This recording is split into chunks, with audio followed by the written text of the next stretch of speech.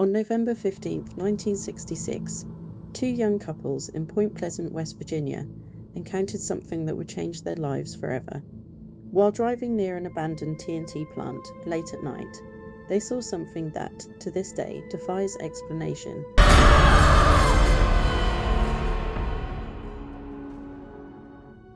Roger Scarborough and Linda Scarborough, along with Steve and Mary Mallett, described a creature standing nearly 7 feet tall.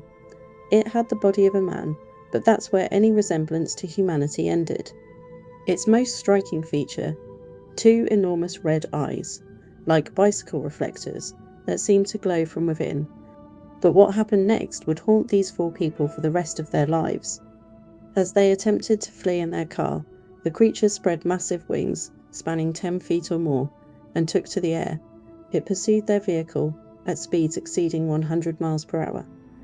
Now, dear listeners, you might dismiss this as a case of mass hysteria or youthful imagination.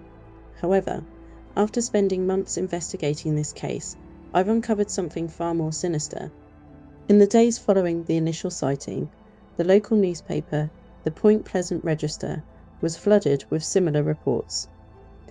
Police Chief George Johnson was quoted as saying, "I've known these kids all their lives. They'd never tell a story like this, unless it was true." During my research, I discovered something that hasn't been widely reported. In the months leading up to the first Mothman sighting, several local farmers reported unusual deaths among their livestock.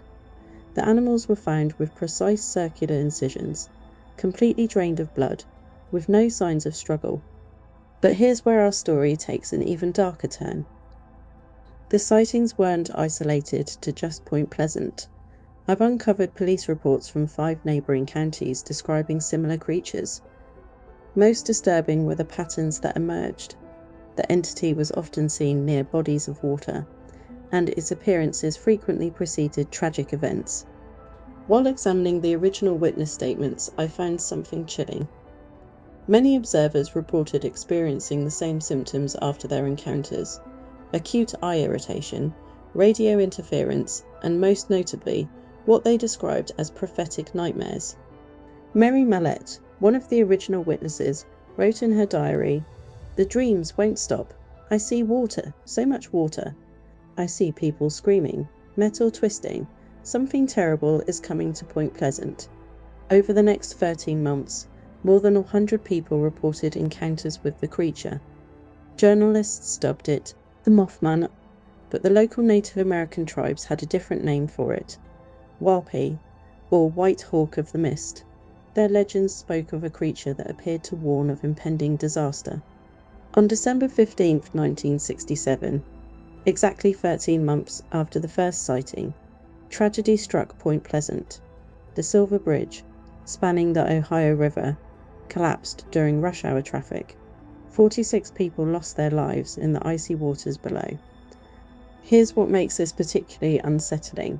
In the weeks leading up to the collapse, multiple witnesses reported seeing the Mothman standing on the bridge's superstructure. Others claimed to have received warnings through dreams or mysterious phone calls. During my investigation, I gained access to previously sealed investigation reports about the bridge collapse. While the official cause was determined to be structural failure, several unusual factors were never fully explained. Multiple witnesses reported strange lights over the river that night, and several surviving motorists described experiencing an overwhelming sense of dread minutes before the collapse. But the story doesn't end there, dear listeners. The Mothman phenomenon has been reported at other disaster sites worldwide. In 1986, several workers at Chernobyl reported seeing a large, dark, winged figure in the days before the disaster. Similar sightings occurred before the Minnesota bridge collapse in 2007 and the I-35W bridge collapse in Minneapolis. Is the Mothman a harbinger of doom? A cosmic warning system? Or something else entirely? The people of Point Pleasant built a statue to commemorate these events, but they don't speak of it as mere history. Many still watch the skies at night, wondering if those glowing red eyes will return to warn of another impending catastrophe. The most disturbing question isn't whether the Mothman was real, it's whether it's still out there, watching, waiting to appear before the next disaster strikes. Thank you for joining me for this terrifying tale. It's a chilling reminder that some warnings come in forms we can't fully comprehend. Until next time, dear listeners, stay safe and keep your lights on. And if that tale gave you chills, don't forget to feed the spirits.